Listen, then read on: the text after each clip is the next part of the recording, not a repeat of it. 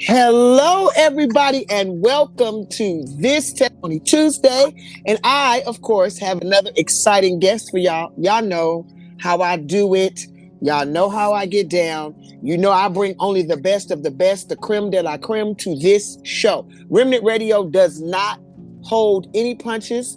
For all of y'all that can see this lovely lady sitting to my right, she a little fine, y'all fellas. Don't be trying to get at her. She a little cute. For all of y'all on YouTube that are looking at her beautiful face, hey, for all the rest of my Remnant Road Warriors that are listening in on the radio, I love y'all. And here is my shameless plug. Make sure y'all read y'all daily bread, because y'all know I'm not reading it with y'all this morning because you guys will be listening to my girl. And make sure you get this proverb for the day. Do not forget your proverb for the day, because you know I have stopped reading it to y'all because y'all are greedy. And y'all won't read the proverb if I don't read it for y'all. And I'm not spoiling y'all no more. I'm not. So this is my girl, Karen Thomas. Now, I need to tell y'all about Karen. First off, she can be on Miracle Monday, Testimony Tuesday, Wisdom Wednesday, Throwback Thursday, and Forgiveness Friday, because that's how much story she has to tell. Today, we're working on Testimony Tuesday, and she's going to give us this amazing testimony. Y'all know how we do this. But understand, she will be back. She may end up being a regular, spegular on the show, because she has so much story to tell. I think we might have been on the phone for like 500,000 hours that first time we talked, because we just had so much to talk about. But I need you guys to hear her testimony, because you guys are going to be blessed just like I was. Karen, darling, how are you? How are you, my love? I am absolutely wonderful. And I love the way you said that. I have said so many times, my life is like a soap opera as the world turns. So yes, ma'am, I've covered it all, but you know, I'm still smiling. I'm still here, and I still got a lot of things that God wants me to do. Amen. And it's a good thing that you know that, though. It's a good thing that you know that, because until we take that last nap, we are here doing whatever it is that we agree with the Creator to do. Like whatever God says, okay, hey, we in agreement, Lord. Okay, let's go. So we have to remember that as long as we're breathing, as long as we're taking in air, there's stuff to do. The minute we lay down and stop doing stuff, that's the minute it's really over with, for real. So, it is. And a soap opera, I wouldn't call it a soap opera. I would call it a testimony to your tenacity, a testimony to the tenacity of the people involved with your story. That's what I would call it. I wouldn't call it a soap opera at all. Well, I only said that because, you know, in a soap opera, they just keep one thing after another. That's true. So one thing. Tell me. So let's hit this first question. Right. What, one thing or another? But no. Tell my audience who you are and what it is that you do. Well, I am kind of known as a second income guru, because back when my very first daughter was born, she had a birth defect called spina bifida, and when I went back after maternity leave, my company laid me off. So here I am, a brand new mother and no job, and now we have a health insurance bill. With doing that, I now had to find a way to make that second income that we had planned on, with becoming that, you know, all-American family, you know, the house, the baby. And right. Now I didn't have it. So now over the last 43 years, I have become an expert at solutions to making money and working from home. I've sold over $1 million in product. I have built $1 million company. I have now have made the transition now to working online, because I'm now helping my mother, who is 93, through her last season. Wow. And when you say second income guru, tell me what you mean by that. Elaborate. Well, when I say that, it's about making money from home. There's a lot of us, like me, that, had had a situation. We did not know she was going to be born with spina bifida. It was a surprise in the, not in the emergency room, but I had a C-section. So in having the baby, that's when we found out. And there's lots of people who are now caring for loved ones for whatever reason, that they have to stay at home. Maybe they've had a spouse that's had a heart attack. I'm going through an old age. Some people are doing parents. I know of 3 or 4 people that have parents that have dementia. So having a way to become and not lose yourself in just being a caretaker. Or like me, we had now another bill on top of the bills. We had to sell our house. We lived with friends. And then we had to try to figure out a way to put our lives back on track of, being a family. And that means having a way to, pay the bills. So becoming a second income guru means I've tried a lot of things. The first thing you do is when you have a baby, you have all the baby stuff. So who doesn't try daycare, right? That's the easy thing. You say, okay, I'll babysit kids. That's how I'll make money.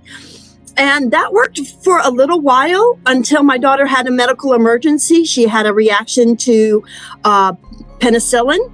She had a urinary tract infection and she started swelling up, and I had to call parents. I had to get somebody to come sit in my house while I took my daughter to the emergency room. Wow. With the kids. And I said, okay, this isn't going to work. I cannot, jeopardize the other kids. I can't leave them in the house by themselves. So I tried cleaning houses, and that worked for a little while. It's not that I didn't make money in these other jobs. It's just finding the ones that go with what you also have going on in your life. Right. When I was cleaning houses, it was good until I would get to some place and that key wouldn't be there. And I call the people, oh, well, we forgot to leave the key. Oh, we'll just see you next week. I'm going, wait a minute. I needed this. I needed to clean this house. I needed the money. I can't deal with people messing with my money. Right. Right. I said, that doesn't help me pay the bills when people say, oh, just come next week. So I said, okay, this isn't working. And so I went back to an MLM because I'm ADHD, and being ADHD is kind of like being the Energizer Bunny. There is no sitting still. In fact, when my second daughter, when I was raising her after I had my first one, she never sat at the dinner table. And I can imagine this is what my mother went through, that I didn't ever sit at the dinner table. She was up and down. And now I got grandbaby who does the same thing, doesn't sit at the dinner table. It's up and down. So for me, it's a matter of always having. I was at 16, I started, I got tired of babysitting kids. Like I said, I didn't really want to stay at home. I was not looking to be the stay-at-home mom, but it chose me. So now I'm looking and finding ways that I can make money from home. So I went back to MLM, which was I became the Avon lady. And the neat thing about being the Avon lady is that I didn't have to convince them nothing. I went for easy, guys. I went for I just had to find people who wanted Avon. So it wasn't a matter of convincing. It was just a matter of knocking on enough doors till I found somebody that said, oh, you're the Avon. I've been looking for one of you.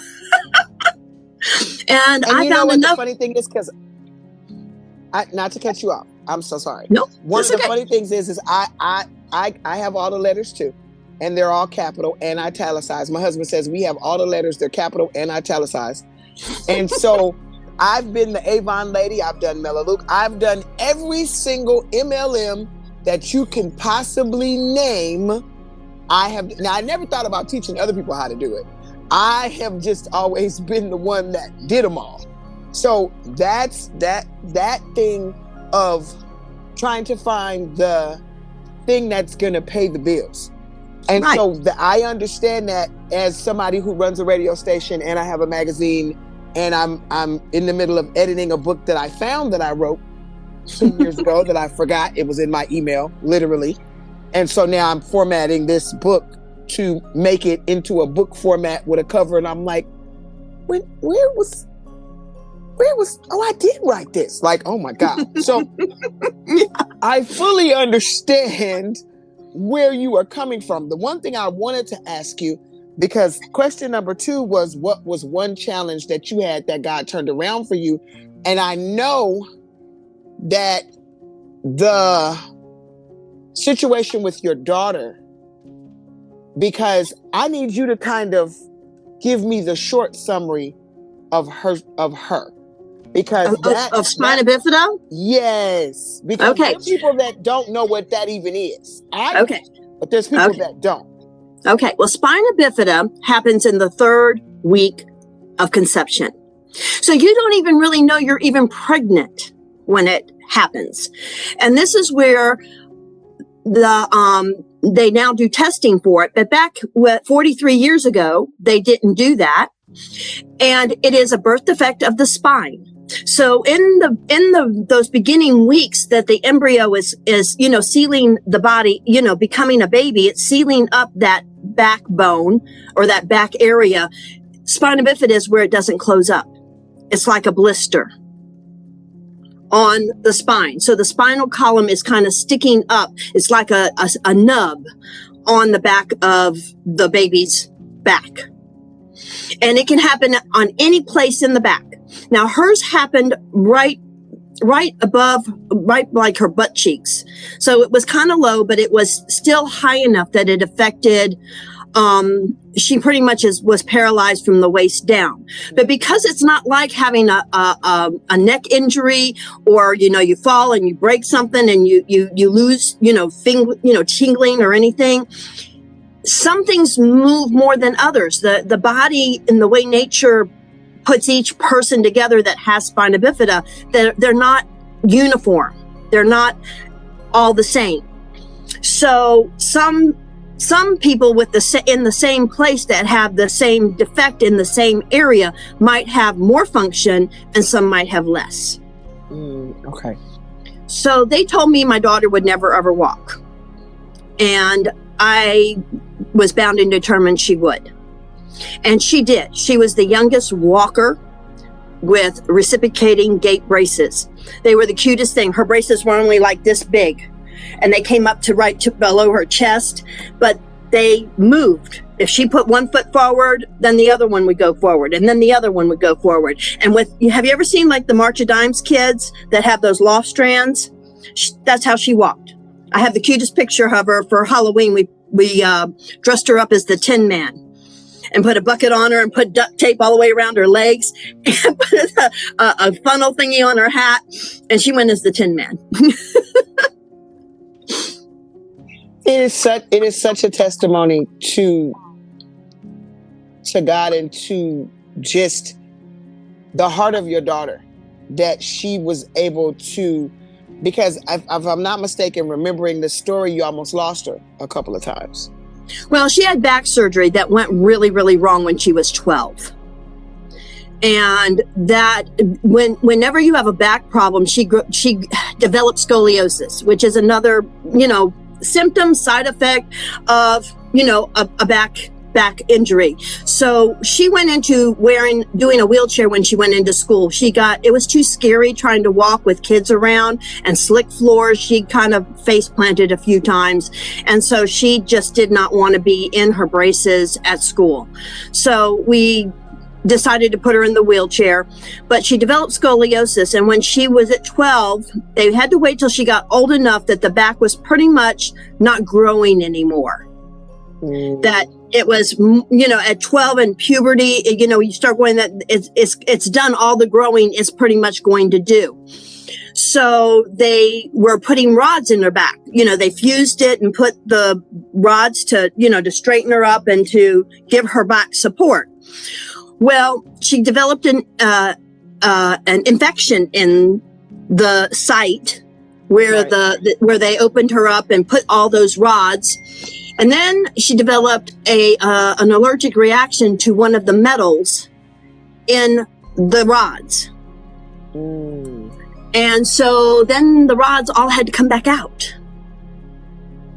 So now she, scoliosis is one of those diseases that it slowly will compress the lung. Whatever side you lean on, that lung is then at jeopardy being crushed eventually. Wow.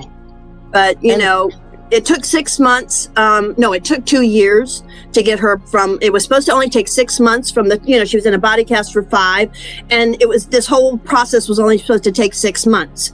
Well, I ended up losing my whole business because I ended up going through a divorce. Her back surgery, she almost died because they had to put her on penicillin. And we already know she's allergic to penicillin, right? She started blowing up. Well, she didn't blow up. They had to put her on a drip. And so I had to be available 24/7 in case she went into anaphylactic shock to treat the infection that was in her back.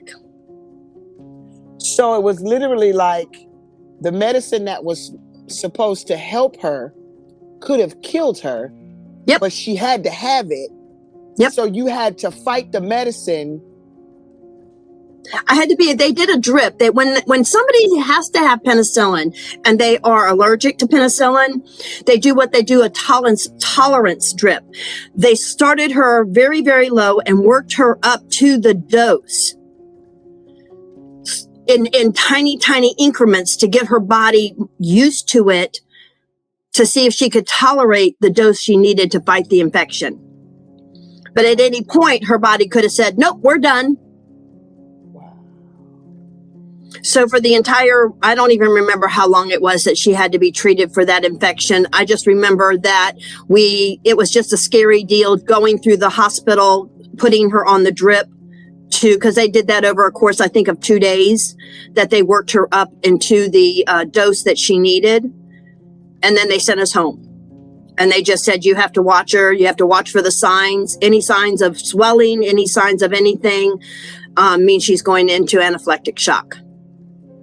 So then you got to be there with the EpiPen to try and... Girl. Oh, they didn't have EpiPens back then, sweetie. This was before EpiPens. This is called 911. Gee whiz. Good Lord. Yep. I couldn't even... And you know what? The thing about it is, the one thing I know about testimonies, and this is like the 5th Testimony Tuesday. I mean, we've had it for a while, but getting actual testimonies, this is like the 5th one I've done. And every time I hear somebody's story, the strength of how God made us and how we survive no matter what. Because it's like this, just from the sound of it, I remember my daughter and the heart surgery and how I felt about that. And so I couldn't even imagine because her thing wasn't as drastic. And you would think heart surgery, but no, it wasn't that's just drastic. How was your daughter now? Well, she just had her birthday this month. She turned 43. She got married last year. She's doing wonderful. And, the thing is we all have our own challenges and testimonies that life brings us through. And I attribute that she is strong because I never let her have the pity party. I didn't play the victim. I wouldn't let her play the victim. And I pretty much kept her in a space that said, we all have handicaps. Everybody here on earth that is part of humanity has an issue. So everybody's dealing with something. Right. You just can see yours. Yours is on the outside. But do not ever believe that nobody else doesn't suffer from something. That is so amazing. And so I just didn't let her have that. When you talk to her, tell her her friend Tanya said happy birthday. Okay, I will. And shameless plug, y'all. I'm trying to get her daughter on the show. That would be wonderful. I'm trying to get her to tell her testimony on the show. And that would be wonderful. She would love to do that. She's coming to game night. We have family game night once a month so that my children can spend time with their grandmother. How many times when people get old, you're so busy in your own lives that you don't take time to go see your older people. Yes. So we have family game night once a month that everybody gets together and we play games with my mom. And when my youngest daughter and grandbaby can come, we have 5 generations. This month, my youngest can't come. It's baseball and football season. Grandbaby is in All-Stars. What? Okay. So grandbaby, my daughter's a boy mom and a sports mom. And so this is a busy time. So we're hoping she'll be at game night next month. But my oldest one loves game night, and so it's the 3 generations. I can imagine. So and it's so funny because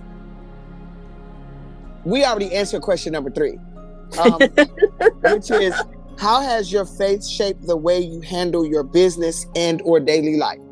And so the one thing that you said, that you told your daughter that she couldn't have a pity party. Right. And so that stands out to me, because it's like so many people with so much less going on, right, are wallowing in their own self-pity and their own problems. And your baby had all the problems conceivable that everybody else doesn't have. And yet she was able to overcome that because of the strength of her mom. Well, when I would have to be in the hospital with her, because I nursed her, and whenever she had to have surgeries, I moved in.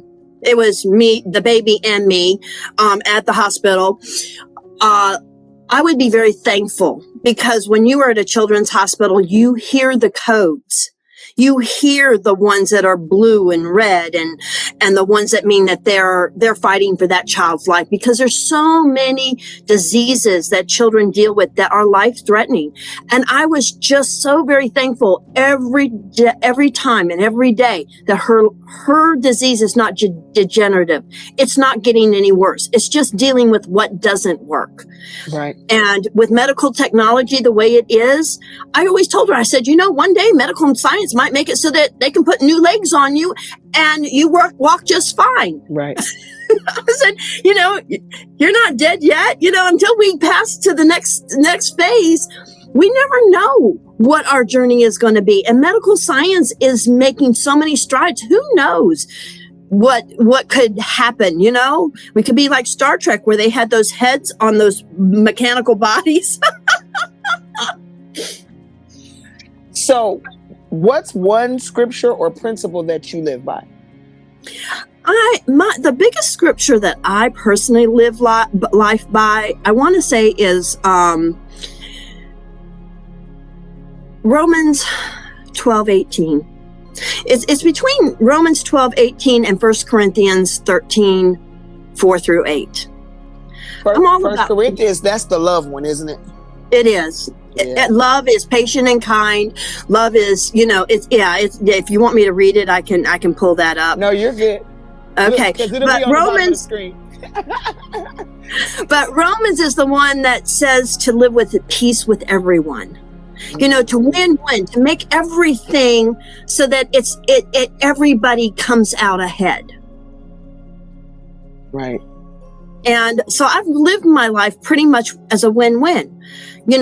How can I win? How can you win? How can we put this together so that we both come out on the good side of this?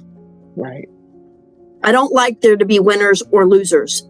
I want us all. Everybody wins. Yeah. I want everybody to win. I want us to figure out a way that we can all have a piece of this pie. Because there is enough pie for everybody. There is. There is no lack of there's no scarcity. There is so much out there. It's like the water in the sea, the grains of the sands of the deserts. There is no limits. Right. The only limits are up here. The only limits to what you can do are up here. And I did tell my daughter she couldn't be a gymnast. I told her, I said, honey, you can be anything you want, but I really don't think a gymnast is anything that you would really be able to conquer. But that was a running joke, it was. Right. But I let her, I encouraged her to do, we did stuff. I would take her to, I would go to the amusement park and work at getting her on rides, making her experience as many normal activities that any child would be a part of or would be able to enjoy. I found ways to make that happen in her life. So she didn't miss out on as much as people would think she missed out on. No, I made sure she didn't. Yeah. In fact, me and my husband had many arguments over that. One of our biggest arguments was over when she was 16 and I would let her go out in the neighborhood. And we did not live in a big, busy neighborhood, but whoops. Oh, there you went. But I would let her go out. She'd say, Mom, can I go out? And I go, yeah. And he would get so upset. He says, why do you let her go out? I said, because if she wasn't in a chair and she was 16, she'd be going out.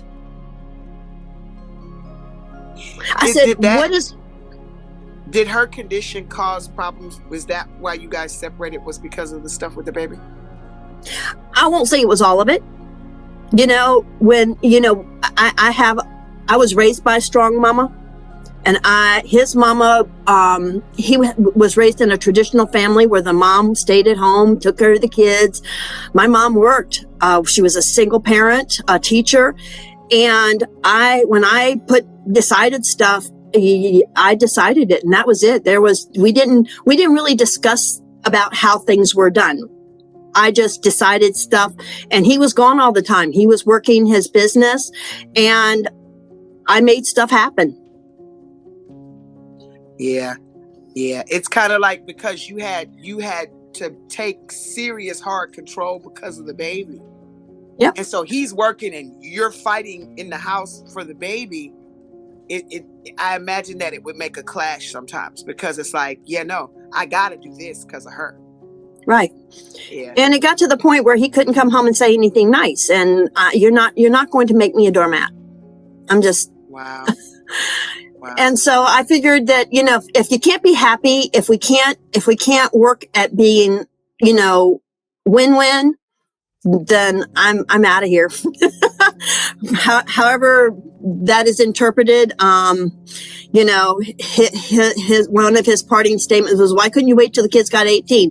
I said, because I can't wait till they're 18. The whole reason is I don't want my girls to feel like if they make their bed, they have to lie in it, cry in it, and wallow in it until they get permission to stand up and leave it. Right.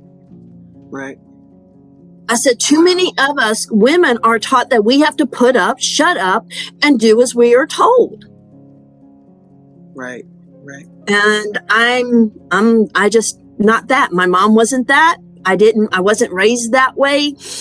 And my daughter is strong and independent, and she waited a long time to find the right person.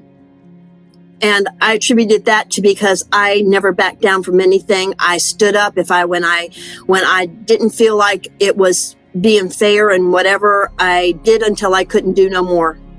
So, one final thought. If there was anything that you wanted to give to my audience, that you wanted to say to them, what would it be?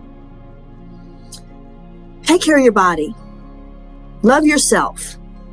Because you can't give from an empty cup. And if you don't take care of you, you have no way to take care of anybody else.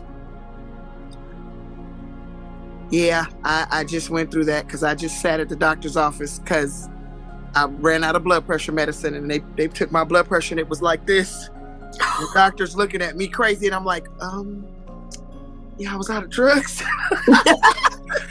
But it's like when you start, and I was looking at my husband and going, yeah, we got to bring our weight back down, because I wasn't having all these issues when I was 30 pounds lighter.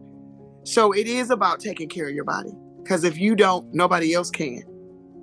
Well, and when you take care of somebody who's older, watching the problems my mom is now, going through, and she's perky for 93. She still drives and goes and plays bridge. So, okay.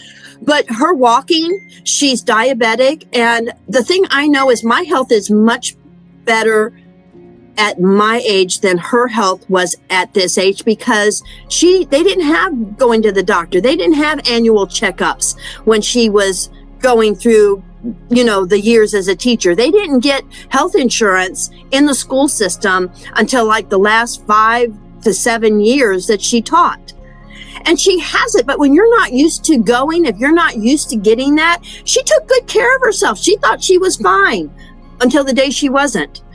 And she's another miracle because she had a nosebleed. Now, some people have nosebleeds all the time. My mom never had nosebleeds, but the third day she had a nosebleed, she went to the emergency room and says, I keep having this nosebleed and I don't know what it is. Why?